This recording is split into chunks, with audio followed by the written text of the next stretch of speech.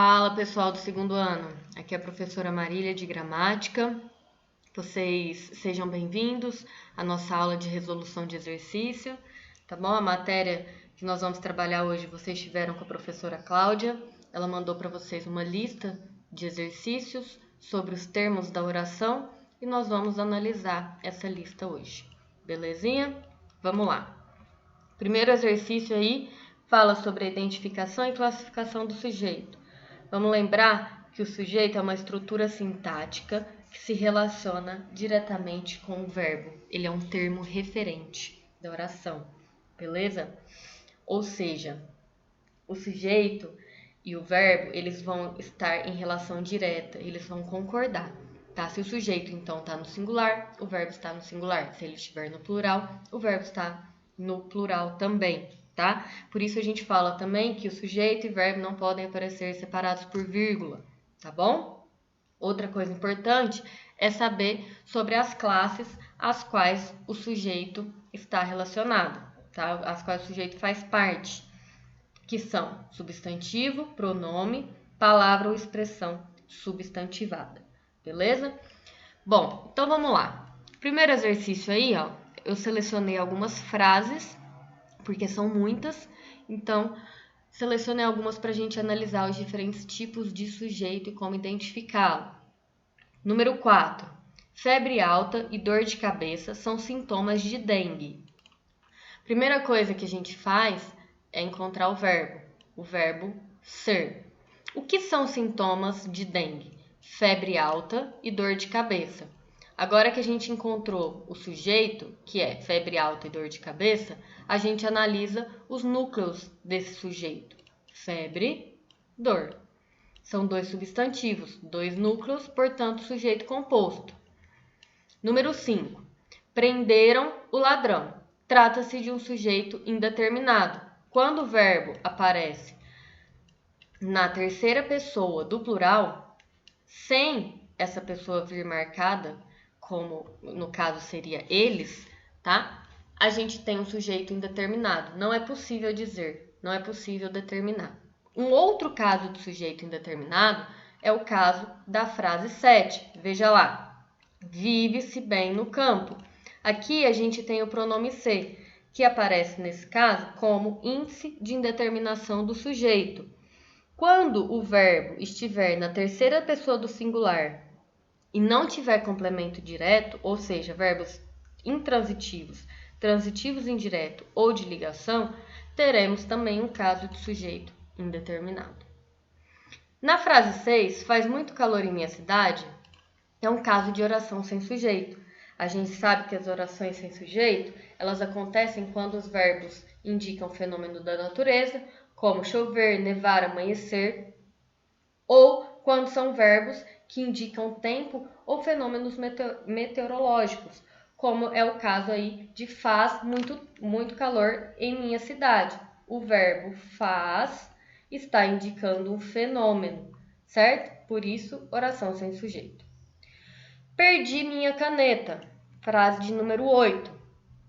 Esse aqui é um caso de sujeito desinencial ou oculto. Pela desinência do verbo, que está marcada aí para vocês, nós conseguimos saber qual que é esse sujeito. Eu perdi minha caneta. Então, ele está definido, porém, ele não aparece. Como ele não aparece, ele é oculto. Por isso, a gente pode usar um desses dois nomes, tá bom? Depois, a gente tem aí um caso de sujeito simples. Essa frase veio nos lembrar que nem sempre as construções se dão de forma direta. A gente pode ter uma construção invertida. Então, veja, não é habitada a lua. Eu poderia falar, a lua não é habitada. Assim, o sujeito ficaria mais claro, mais nítido, que é a lua, certo? Mas aí está em forma invertida. Mas não deixe que isso faça com que vocês confundam, tá bom? No caso, então, temos o núcleo lua. É um substantivo, é um só, sujeito simples. Número 15. As chuvas transformaram o deserto. O que transformaram o deserto? As chuvas. As chuvas, sujeito. Qual é o núcleo? Chuvas. Não tem problema se está no plural. Tem um núcleo só, sujeito simples. Beleza? Próximo exercício. Veja lá. Classifique os complementos verbais. Estamos trabalhando aí com termos relacionados ao verbo. Beleza? Esses complementos, no caso, são os objetos. Agora é hora da gente lembrar os estudos sobre transitividade verbal. Lembra que vocês estudaram o verbo transitivo direto, transitivo indireto, direto e indireto, verbo intransitivo, tá? Agora a gente vai pôr isso em prática. Como estamos trabalhando com complementos verbais, a gente não vai ter verbos intransitivos, porque os verbos intransitivos não têm complementos, tá bom? Então vamos lá. Frase de número 2. Sem dúvida, este jovem gosta de música. Este jovem é o sujeito, gosta de música, predicado. Veja bem, o verbo gostar é um verbo transitivo indireto. Quem gosta, gosta de alguma coisa. Como eu tenho esse de, que é uma preposição, eu tenho um objeto indireto. O verbo é transitivo indireto, portanto, objeto indireto. Frase de número 3. Desejo-te boa viagem. Aqui a gente pode pensar, desejo boa viagem a você. Esse a você veio substituído pelo pronome te. Beleza? Então vamos lá, por partes. Desejo boa viagem. Veja, objeto direto, a gente não tem preposição. Agora, quando eu penso desejo boa viagem a você, a gente tem essa preposição a aí. Embora ela não apareça, porque a expressão a você veio substituída pelo pronome, a gente continua tendo essa transitividade indireta, porque exige a preposição. Portanto, te é o objeto indireto e boa viagem, objeto direto. Número 5. Que lhe importa o meu ar? Aqui eu também poderia pensar, que importa o meu ar a você? O meu ar não vem com preposição, certo? Agora, o a você tem a preposição a e é uma expressão que veio substituída pelo pronome lhe. Lembrando que o pronome lhe sempre funcionará como objeto indireto, certo? Então, neste caso, ele será o objeto indireto, que substitui esse a você, e o meu ar é o objeto direto, que não possui nenhuma preposição. Tá bom? Número 7. Ele os ensinou a fazer pipas. Nesse caso, a gente pode pensar, quem ensina alguém, esse alguém vem representado pelo os, a fazer alguma coisa. Portanto, a gente tem o objeto direto os, porque ensinou alguém, sem preposição, certo? E é importante a gente lembrar que os pronomes o e a sempre serão objetos diretos, assim como o lhe só irá aparecer como objeto indireto, o o e o a só aparecerá como objetos diretos, tá bom? Então, aqui no caso, ensinou alguém, esse alguém vem representado por este pronome, a fazer pipas. Então, o a fazer pipas, ó, aqui a preposição a, ó. Neste caso, objeto indireto. A fazer pipas, objeto indireto. E os, objeto direto. Estimo aos meus colegas. Número 12. O caso do objeto direto preposicionado é quando o verbo em sua natureza é um verbo transitivo direto, não rege preposição, porém, quando ele exprime sentimento, pode acontecer que o complemento direto venha com a preposição, tá bom? Que é esse caso aí. O verbo estimar é um verbo transitivo direto. Porém, aqui apareceu a preposição. Estimo aos meus colegas. Esse a que eu marquei aí é a preposição. É um hábito linguístico, tá bom? Já o 19, o dinheiro ninguém o viu. é o caso do objeto direto pleonástico. A gente poderia pensar nessa frase da seguinte forma: ninguém viu o dinheiro. Verbo, viu. Sujeito, ninguém. Ninguém viu o quê? O dinheiro. O dinheiro é o objeto direto, certo? Como esse objeto foi transferido para o início da oração, a construção dessa frase traz novamente o objeto, agora substituído pelo pronome o, certo?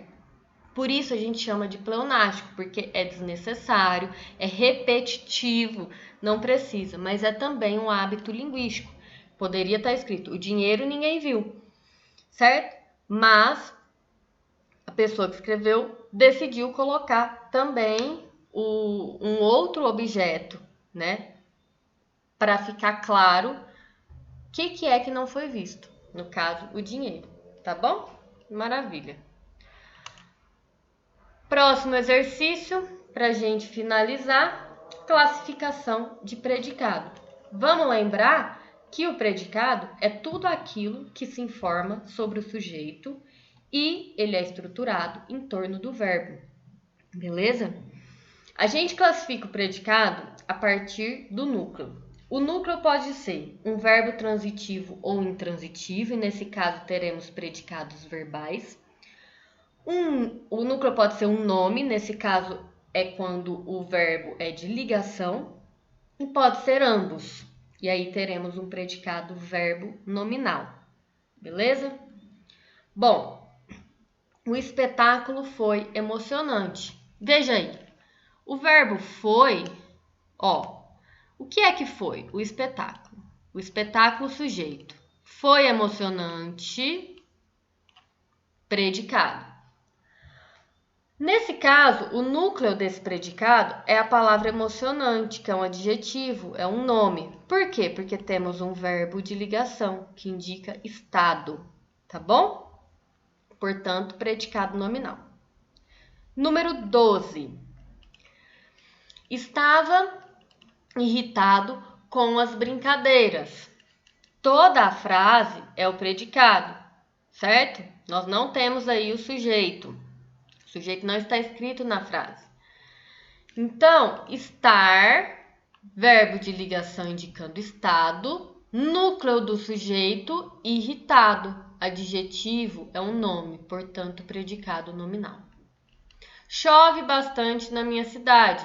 Oração sem sujeito, Por quê? Porque o verbo é o verbo chover, indica fenômeno da natureza. Toda oração é predicado.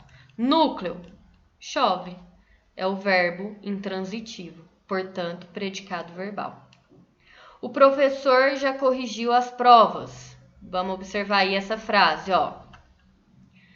O professor, sujeito, já corrigiu as provas, é o predicado.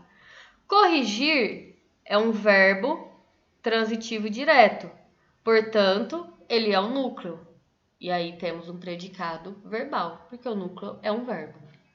Anoiteceu. A frase inteira, a oração inteira é o verbo. Então, a gente nem precisa, nesse caso, se preocupar em procurar o núcleo, porque já sabemos que é um verbo, portanto, predicado verbal. Chegaram os filhos da vizinha. Os filhos da vizinha chegaram.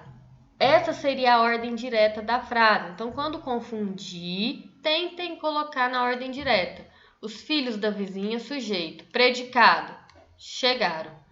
Se o predicado inteiro é o verbo, também não precisamos nos preocupar em encontrar o núcleo. A gente já sabe que é o próprio verbo chegar.